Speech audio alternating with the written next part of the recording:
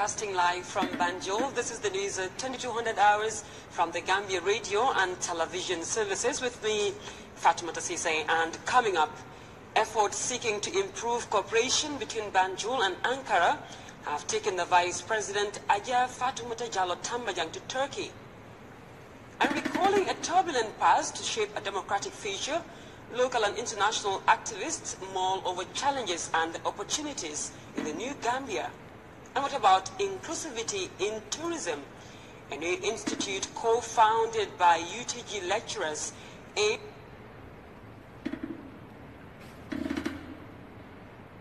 opportunities in the new Gambia. And what about inclusivity in tourism? A new institute co-founded by UTG lecturers aims to attract physically challenged tourists and stimulate community development. And elsewhere, a nullified university degree after 5 years. And that's exactly the reality for 61 graduates set to lose their degrees from one of Africa's most prestigious universities, Makerere. And university authorities say the degrees were either forged or unfairly awarded. Well, these plus other stories will come up in just a moment. Please stay tuned.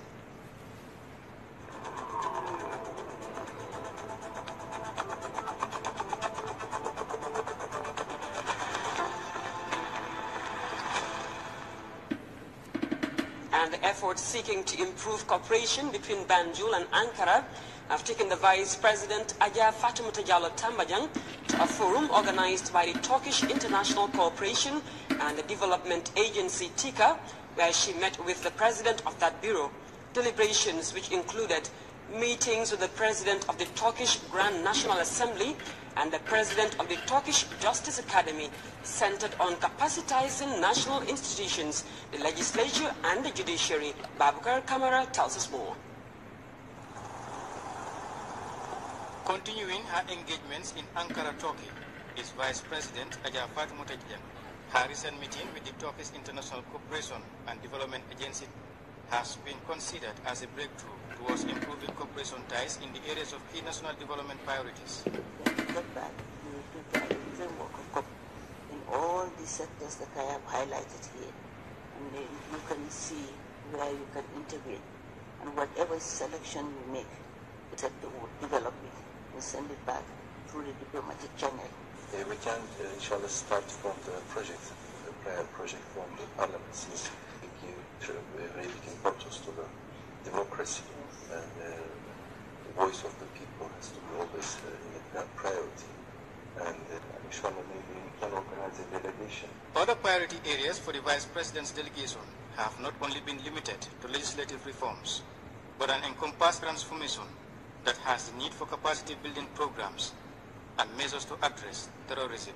This issue of terrorism starts from the cultural shift of our children going to the diaspora and feeling that they are really there and not here. That's very important. Secondly, which is the closure, is the fact that we have asked TICA. We've discussed with different stakeholders, TICA, Justice Department, a lot of cooperation, early investments, trade and investments. That's also a very important area. So we will share with you our framework of cooperation, inshallah, when we go, and so that you can push it for us at different levels. Because, as I say, the international cooperation is the framework through which we work. So we will also be using our diplomatic channel. The Vice President was taken to a tour of the Turkish Grand National Assembly, where the mark of a horrible terror visible.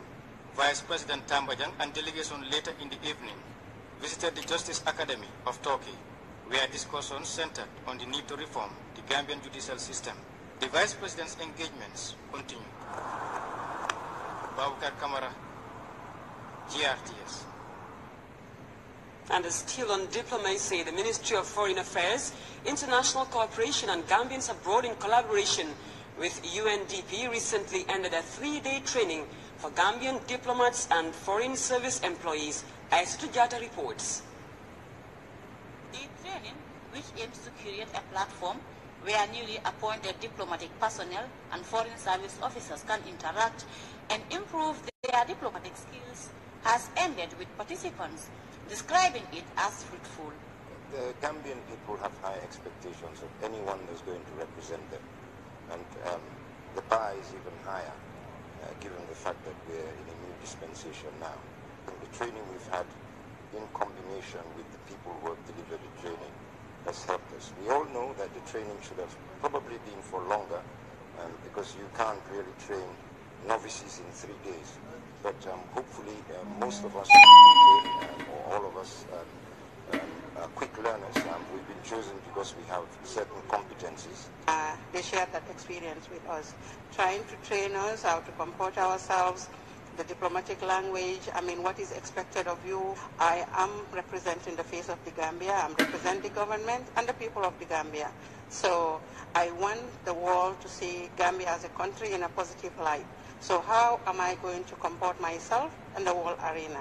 And that is very important. Retired Lieutenant General Usman Baji, the ambassador to Cuba, said he is delighted to be part of a package he underlined as a clear manifestation of the Barrow's government's commitment to inclusive participation in nation building. Looking at the staff who are undergoing this training, 95% of us are new in the diplomatic field. It is a new area for most of us, but for some of us also it's not new, because these are things that we learned during our staff college training as senior officers in the military. But then it is now for us to put it into practice and then ensure that we work in line with the policy, the norms and values of the Ministry of Foreign Affairs. Babgar Blesjang is one of the trainers coaching new foreign service staff. He is hopeful that the ambassadors will certainly promote the country's interests. Before you accumulate experience, you have to start from somewhere. That is usually through such trainings, like an induction course. For the newly appointed ambassadors and other, foreign service officials. Diplomacy is an art, and it's important that when you embrace such a noble profession, but at the same time delicate, sensitive, you need to hear from others who've been there before for many years to come and share their experience. That is the program joins efforts by the Foreign Affairs Ministry to train and build an efficient cohort of diplomats to drive the Gambia's foreign policy and bilateral relations. Safi Sankare is the second permanent secretary at the Ministry of Foreign Affairs. The Ministry of Foreign Affairs is a strategic and critical institution in the government's march to attain its development objectives. However, for this ministry to effectively execute its mandate, its personnel must have the required skills to deliver efficient and quality service to the nation. With a wealth of knowledge gained from this training, the new emissaries are now equipped with requisite diplomatic skills to deliver effectively between the government and its development partners. Aissatou Jata, GRTS. And remembering and learning from the past to build the foundations of a solid democratic society where freedom, justice, and individual liberties are guaranteed was the theme of a one-day forum organized for civil society organizations in the Gambia. Aissatou Keita has more. These millions of dollars and whatever that you're hearing on the commissions, are these really monies that have been generated from the Gambia? What really exists today? Where are we today? And therefore, how do we move forward? And I think in that journey, or in that exercise, we will realize what really are opportunities that we can exploit, and what are our challenges. Those were some of the issues tabled as the National Civil Society held its second forum since the dawn of a new era, paving the way for democracy and the rule of law. The forum was meant to discuss issues of importance as regards the new Gambia. They include challenges and opportunities available, as well as the search for solutions to achieve the Gambia that Gambians fought for. Electricity is a challenge, youth unemployment is a challenge, access to capital is a challenge, participation of Gambians in the core business sector is a challenge, and these are things that I will be talking about to see the risk and the opportunities. The new government here must balance the need for justice against the primary prerogative of moving the country forward peacefully and united in purpose, which is crucially important. One of the methods successfully employed in such circumstances, including elsewhere in West Africa, is the form of transitional justice that consists of both judicial and non-judicial measures designed to bring relief to societies torn apart by years of war, civil strife, and authoritarianism. Speakers such as Madi Jobate injected historical perspective into the event. He went down memory lane to relate how it all started, from the Jawara government to the Jammeh era, onto the Barrow administration, ushering the new Gambia. We are the owners of the Gambia. It's clear in our constitution, section 1, subsection 2, that the sovereignty of the Gambia resides in the people of the Gambia, and the state derives its legitimacy from we the people, and they perform their functions on behalf of we the people. So people have to begin to take ownership of the Gambia. They are our servants. So we should determine the kind of Gambia we want. We pay them. We pay them. So we need to graduate. We need to graduate from that mentality. Questions of concern as well as recommendations were raised by the audience, each outlining what they think is necessary to impel meaningful development.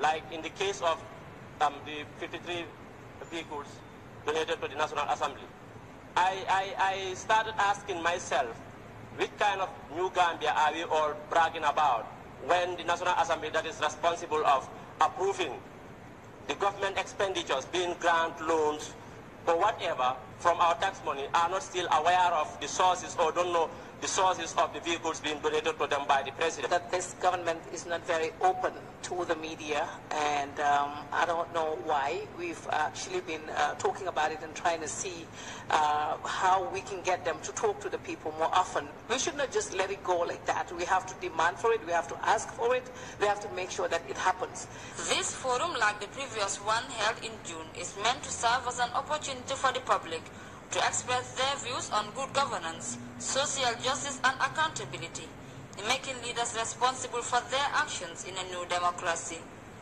For GRTS News, I am Aissatou Keita. And also, the Gambia Revenue Authority has sensitized local business operators on tax compliance and procedures, and the Tax Sensitization Forum, which took place in the North Bank town of Essel, was meant to increase collaboration between local businesses on tax obligations. Modu Bayan tells us more. Highlighting the significance of the tax forum in bettering revenue generation, Gambia Revenue Authority's Director of Management Services, Ali Bitey, noted that the intervention will impact well on GRTS activities, its business, taxpayers and regional partners. Today's forum gives me the great hope and confidence in the possible impact that will be generated given the importance of networking with regional administrators and business communities where you are coming from. These efforts are geared towards modernizing the tax systems and improving reforms recently undertaken by government. As stated by Gambia Revenue Authority's Compliance and Taxpayer Education Manager Matinjai, the forum will not only enlighten participants on their tax obligations, it will equally open avenues for interaction between tax authorities and the business community. Periodically, we go to different regions and then have such forums where we discuss the different tax types that we administer within the GRA to make sure they know the different tax types, who is liable to pay what kind of tax, and some of the penalties and interests if you default. As you see in the morning, they were saying, if you mention the name GRA, they are scared. So we want to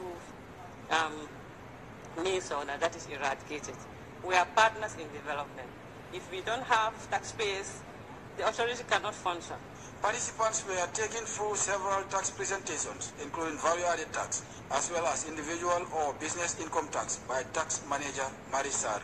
Personal income tax suñ ko waxee mooy naamo bi nga xam ne moom la loi teg ñun ñi nga xam ne ñu ngi liggéey di am ci suñ liggéey boobu ay da mu nekk liggéey boo xam ne liggéey weer la wala liggéey boo xam ne dangay def commerce mooy dangay def jaay di am ci sa liggéey boobu noonu. A businessman from Kirpate Kala, Halifa Mohamed Haidara, hailed the efforts of GRA in mentoring business operators on their tax obligations. Sekou Jawara of Essel also welcomed the sensitization initiative while calling on authorities to revisit some of the country's business-related taxes. It is good that we interact with the tax authorities so that we know where our problems are and then we can together work to solve the problem. Giving our people services is not very easy around this area, particularly considering the transportation cost. And now if we are also to pay 2.5%, also is also going to be very, very hard for us. But all the best, we have to comply.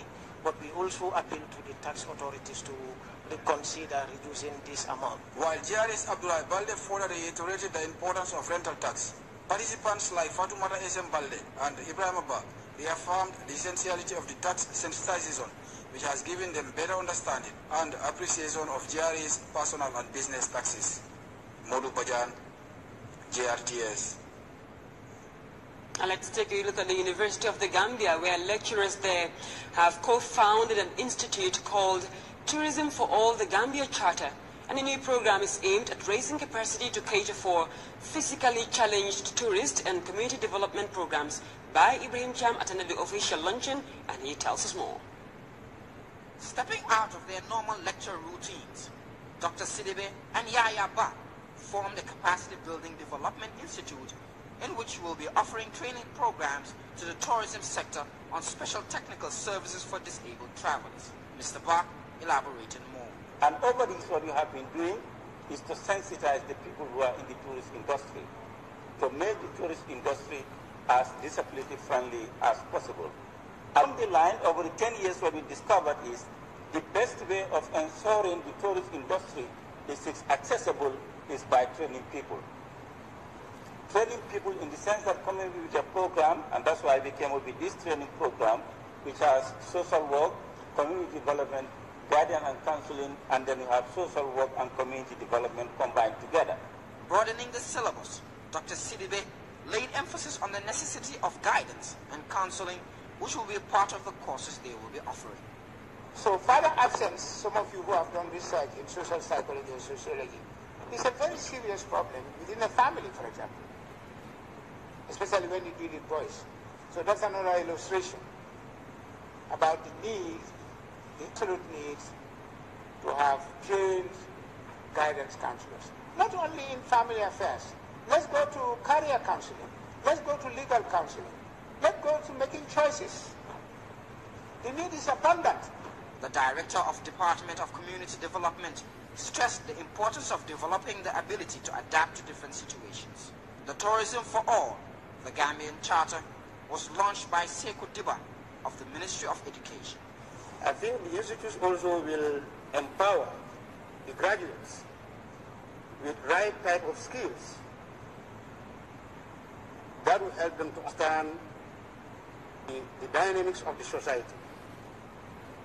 Thereby, they'll be in better position to strengthen the social fabric, of our, families. There are a lot of problems. Why this is happening? Because we don't seem to understand what are the rules and regulations govern. Society is constituted by a social class. You need to understand. I officially launched the Institute of Tourism for All and Community Development. Yes. Executive Director of Tango, Usman Yabo, and National Assembly member Ndei Seka encouraged the team to work hard. By Ibrahim Cham, GRTS News. Let's move over to the technology scene, and we venture to Brikama, where a fresh local technological inventor has built a miniature aircraft. Alaji Sow is part of the new breed of young people moving to define the Gambia's technological future. Ibrahim Ajata has the details. Locally made robots, drones and communication gadgets and the Gambia's tech scene is on a vibrant takeoff.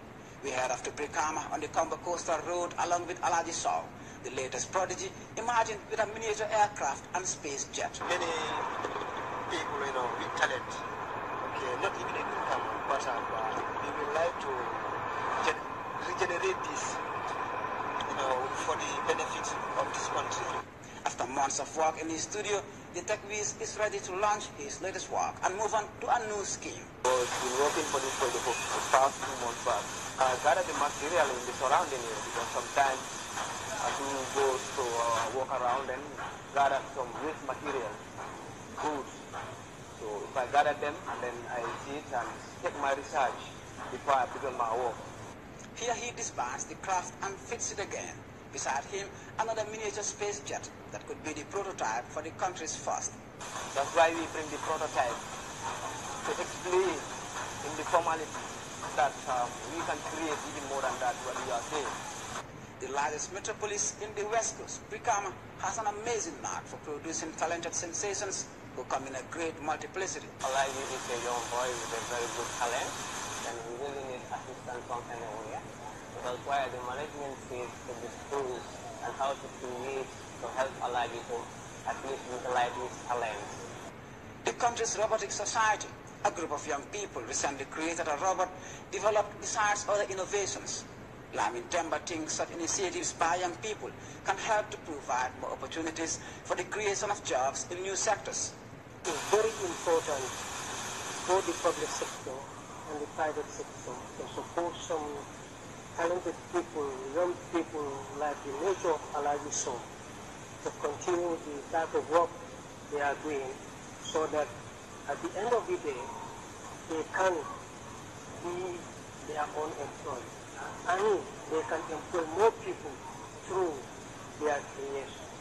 A locally made camera drone is his next project, but that will require support to secure a bigger workspace and better facilities, according to Alaji Son. It's a prototype, and in fact it's a research. Yeah, because there are some composition and edition on this research that we believe that we can make a drone.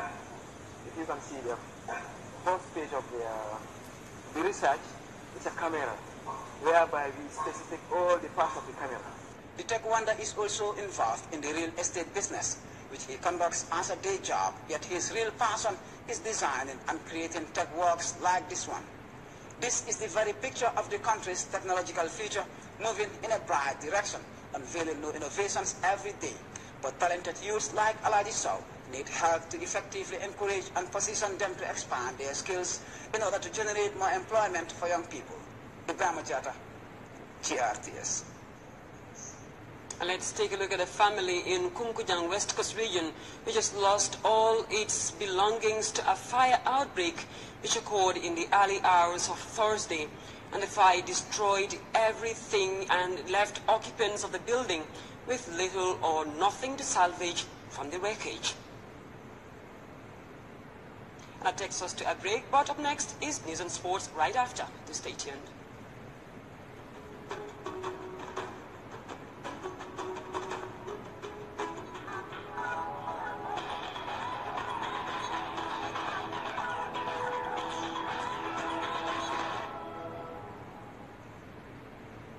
And a major victory has been registered by the country's women's football team, who held Guinea-Bissau to a 2-0 defeat this afternoon at the Independence Stadium. And a long-awaited return to international football by the team saw them host Guinea-Bissau in an international friendly match, and the warm-up match is in preparation for their upcoming African Cup of Nations qualifiers. Another break, but we'll be back with the international stories. Do stay with us.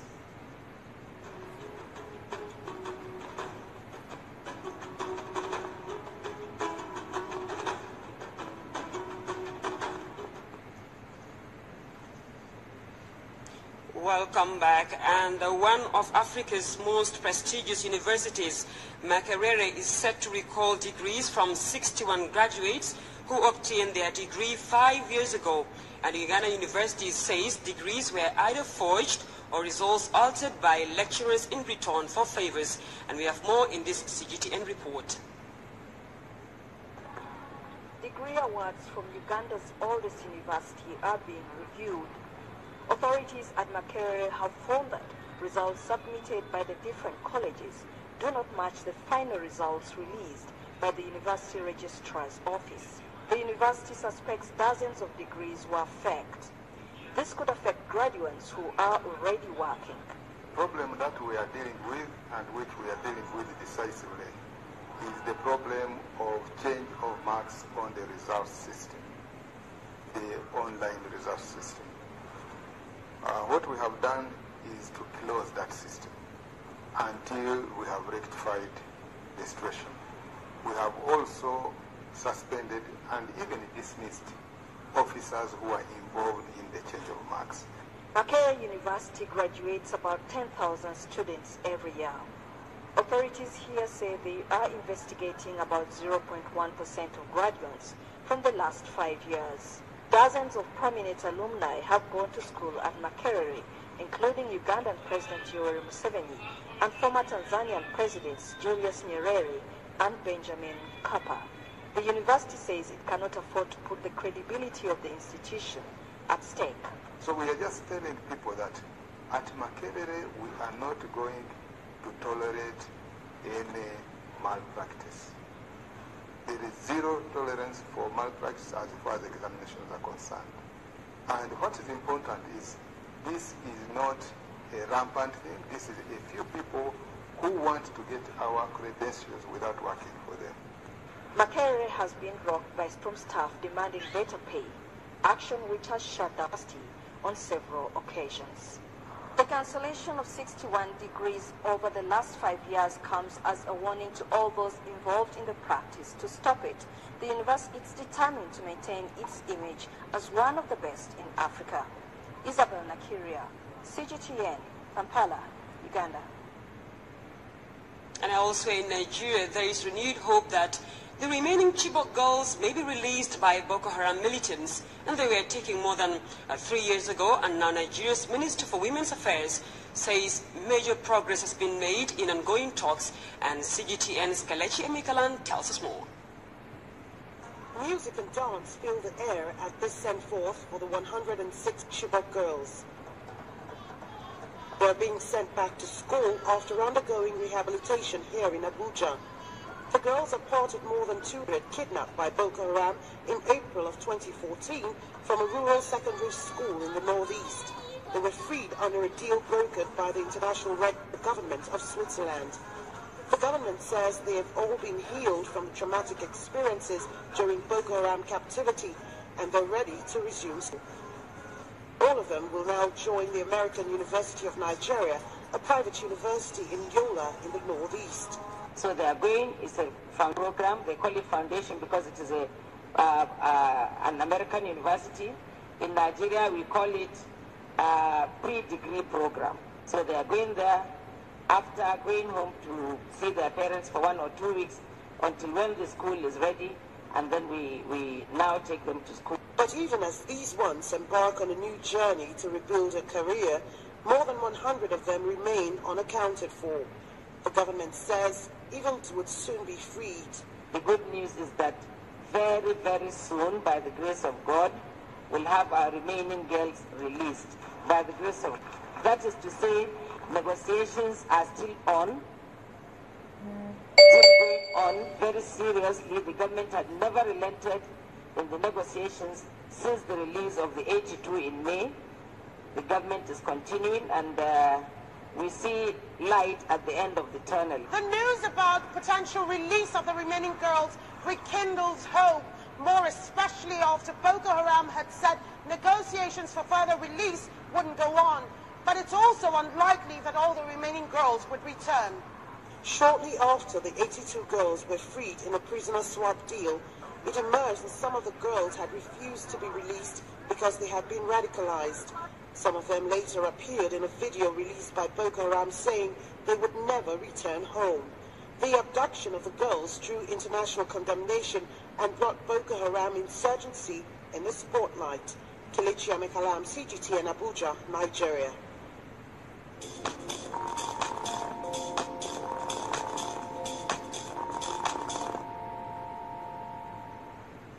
And over now to the Central Focused Office for a look at the weather report.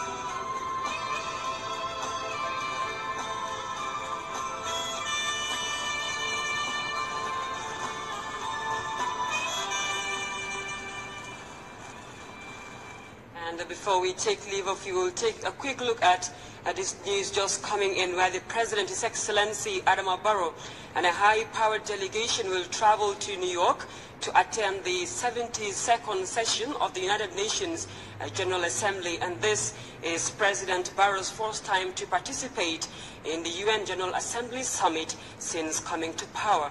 And the Gambian leader will address the General and also meet the Gambians.